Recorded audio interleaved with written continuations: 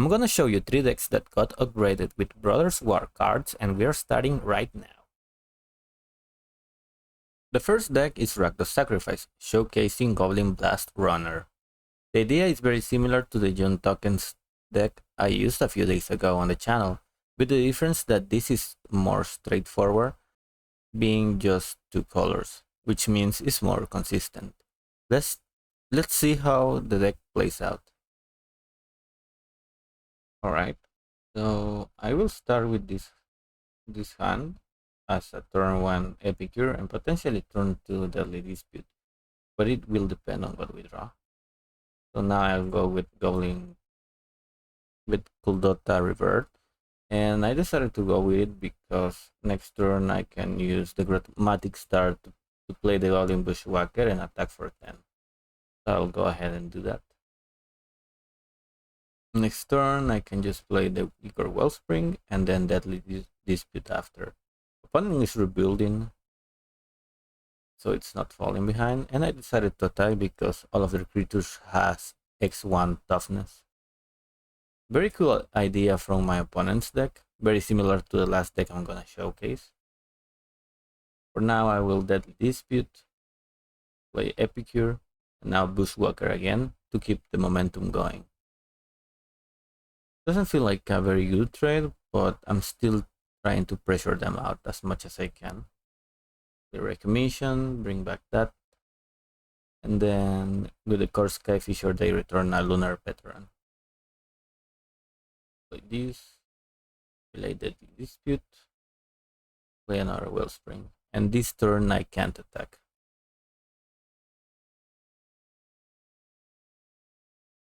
And now they decided to go for a loop where they can start bringing back the Core Skyfisher to hand to keep gaining 2 life per turn.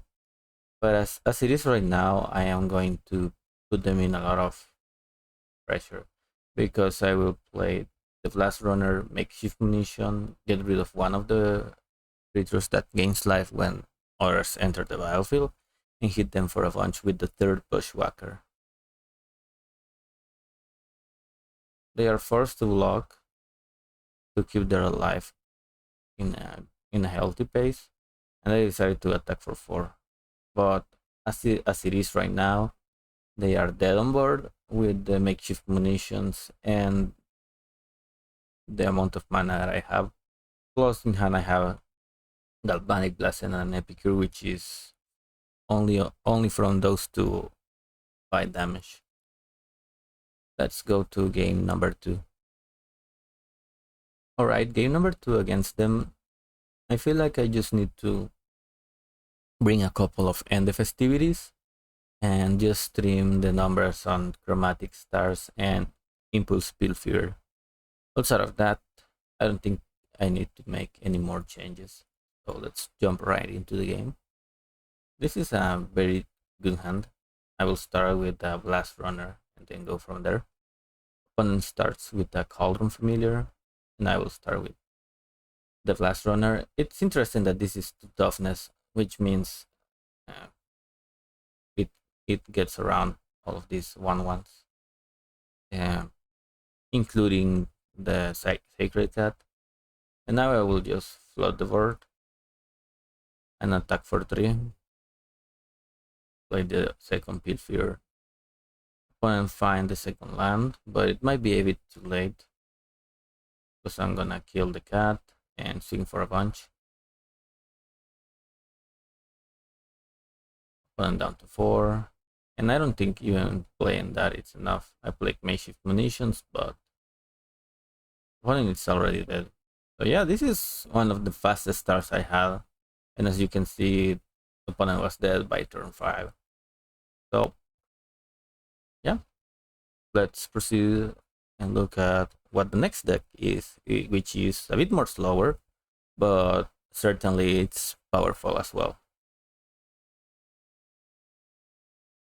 This is a ramp deck that relies on having all 3 Ursa lands in play to generate massive amounts of mana. In the past, the deck relied on Prophetic Prism and Bonder's Ornament to fix the mana issues of it, but they eventually got banned. Now, We got Energy Refractor and Network Terminal that does a similar role. We control the initial game with the cards like Moment's Peace and Fiery Cannonade, and as well as a Stormhorn Dignitary. Then we finish it by attacking in the air or going through the dungeon by stacking triggers of initiative. In a nutshell, that's the deck, so let's jump right into the matches. Alright, our game is now against Boros, and I kind of want to keep this hand in the dark. I had an energy refractor and an Urza's land. Okay, I'm gonna start doing that, and they will be playing this. I want to look further into my library, so I will cast Moral Drifter there, and now I need to survive. So my hopes are to find the last piece of Tron by casting the Impulse here. A Fiery Cannonade will also be huge in this position. So let's see what I can find. Network Terminal helps. And I did found a Stormhorn Dignitary and the last piece of the puzzle of the Tron in the top, so that's huge news for me. Even if they kill the Dignitary, I'm in an okay position. Sadly, they kill the Dignitary, so I will just go ahead and blink both Refractors to draw 2 cards. They attack for quite a bit, but then I am going to be able to search for a Moment's Peace or anything really that could be useful. I could also tutor for a Pulse of Murasa if I really want to, but since their board is kind of small, I decide to just kill it. I also have a Blue Elemental Blast main deck to deal with random removal or random burn spells. So right now I will clear the board. They play another Kuldotha revert, which I will let resolve. And then off turn I will just cast the mystical teachings. And since they have played a lot of spells, I think it's fair for me to go with tutoring for a Weather the Storm.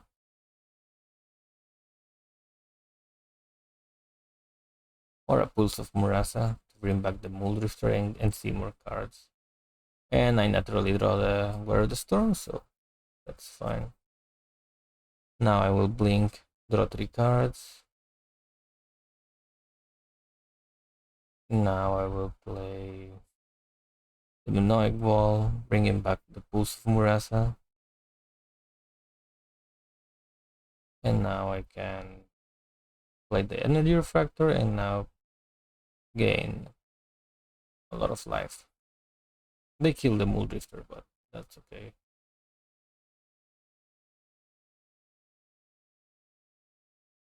Well, play the Goliath Paladin. Now I'm gonna tutor for another Ghostly Flicker. Or just get back the the Stormhorn Dignitary and lock them out of the game. The next step was going to be bringing Ephemerate. Ephemerate brings back the Ghostly Flicker and then I lock them out of the game. Also, I can just fire Cannonade again. So let's go to game number 2. Against them, what I want to have is at least one more Dispel and one more Stormhorn Dignitary. So in order to make room for those, I will just cut one Impulse and cut one Energy Refractor. I could also bring a couple of Aeroblasts if needed. This is a fine hand as well. I will keep the Expedition map on top. I'm starting with the Travel Inspector. And I will just play the Refractor. I want to use my mana better, and if I draw an untap land, then it's going to be huge. Now I go with Terminal into Expedition map.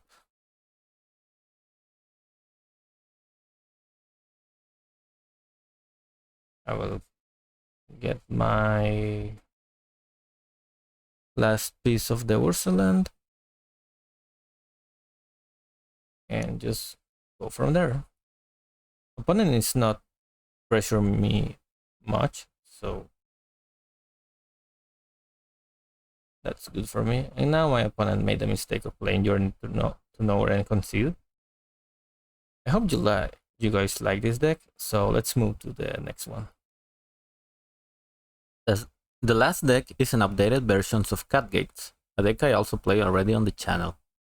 I decided to cut some of the red cards and narrow it down just to a couple of munitions on main deck and a Pyroblast on sideboard. The idea of this one is to generate a loop of Deadly Dispute, Recommission, Ichor Wellspring, and any of the birds. This will provide you with tons of card advantage and creatures that can be used as deadly finishers thanks to Basilisk Gate. Let's see how the deck performs. Alright, I'm on the draw against Mono Blue or Dimir Faeries, I don't remember quite right. I think it's Dimir Faeries. Yep. Opponent starting strong with a Faeries here, and now I will just lead with a couple of the eggs, and then proceed to play the Core Skyfisher eventually. One of the cards I'm really curious that could be a right fit into this deck, it's Unearthed, but probably that's too much already. Recognition should be good enough. For now, I will play the Color Familiar, trying to bait a counterspell. So now it means I can play the Core Skyfisher for basically free. Even if they kill it, I can still play the eggs for some sort of value. And then I will play the cat if that gets countered, and I will just embalm it so they can counter it again with another Spellstutter Sprite if they have a second one.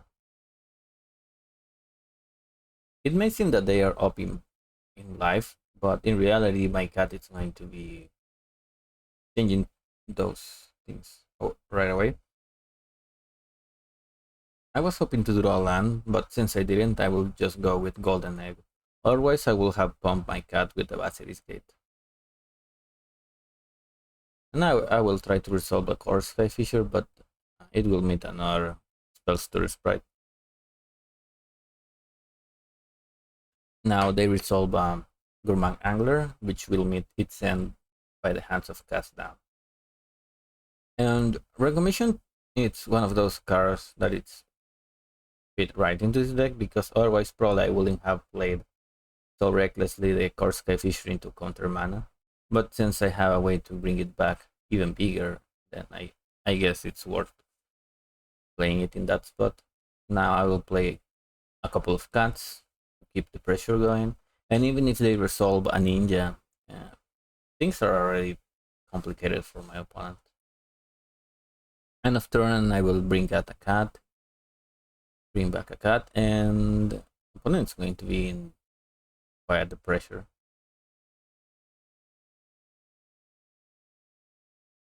So now I will pump my cat, and the reason I'm pumping the black one is because if they have Snoof out, that way they can't deal with it. They play Spellstutter Sprite, and this means that I can cast down the creature and have a lethal attack on board. Right? This was game number 1, and let's move forward to game number 2. On game number 2, I started out a couple of recommissions and just decided to side it in to Pyroblast. Other than that, the other card that I could have also played was Arms of Hadar, but since I'm still testing the deck, I don't feel comfortable on cutting any of the other cards, so I will just try it like this and see how it goes. This is a mulligan, clearly, and this is a hand that I can keep, but I'm not confident because I don't have enough black mana at this point. Still, I will play Gleamhut, returning the Ancient Dent, making them having the removal for it. I will play Gleamhut, attack with it, and it gets killed.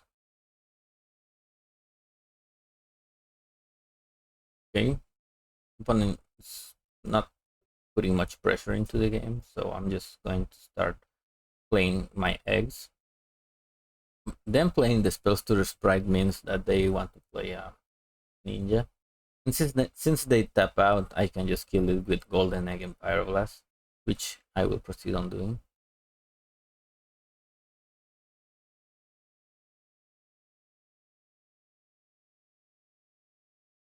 They go for preordain, and I will just play a golden egg in this. Well, since I have the recognition, I will just play the Core Skyfisher and return the Ichor Wellspring.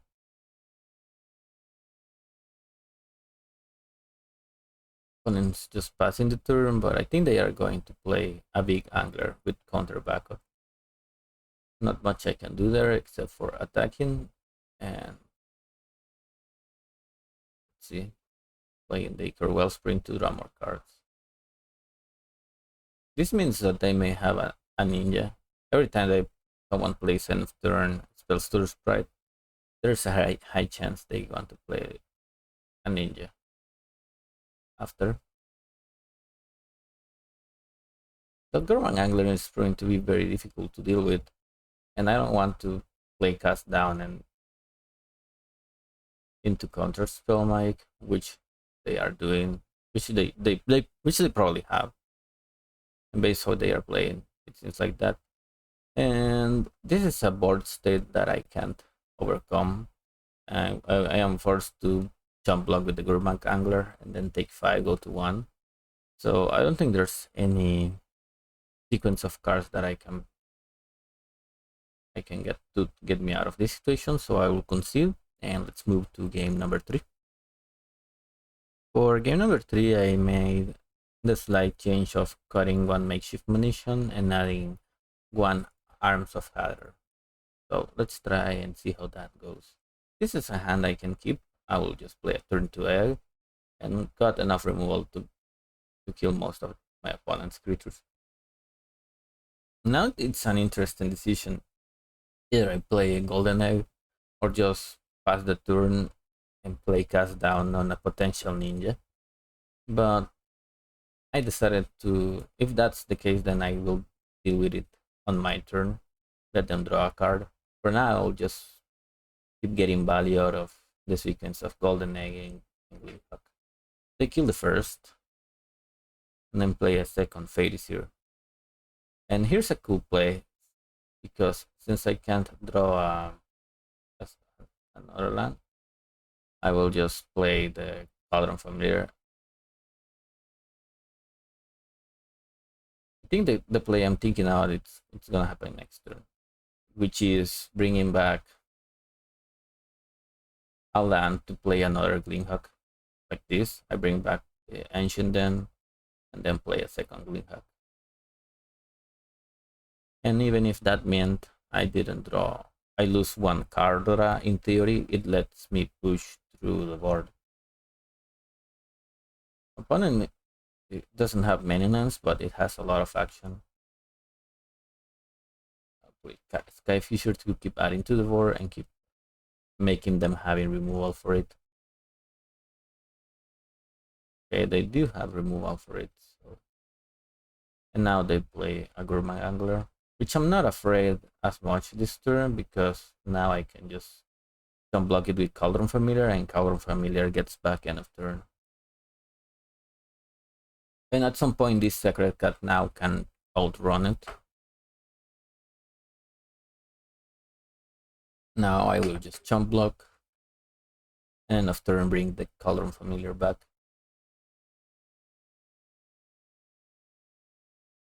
Now here's another cool play where I try to bait a counter with a Deadly Dispute. And then if they play Spellstorm Sprite, I just get rid of the board. They didn't fire the counter for the Deadly Dispute, but they did want to counter the Gleefuck, so I ended up getting rid of most of the board and still attacking into it. I will return my Ichor Wellspring and then hit them for 2, gain 1 life back. And I don't care if this hits me again, because I'm at a healthy life total at this point. Now they decide to go with Suffocating Fumes, but they are dead on board. Now, if you're new to Pauper and want to test some cool decks, click into that playlist right there. It has a lot of cool brews. Thank you so much for watching. I will see you in the next video.